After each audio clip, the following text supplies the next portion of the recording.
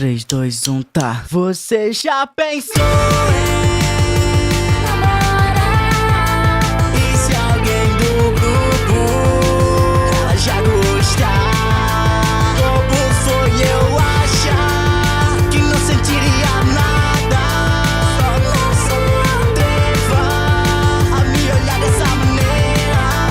Você já pensou que alguém que tá contigo já há tanto tempo, será que é errado sentir um sentimento que não é amizade, não sei como contar? Até tenho vergonha. Será que vai gostar? Será que o grupinho talvez iria julgar? Será que eu tô viajando, mas você piscou pra mim? Será que miga de novo ela iria me chamar? Será que ela aceita de novo e grava comigo? Eu te vejo do outro lado da sala. Meu Deus, eu achei que não sentiria nada.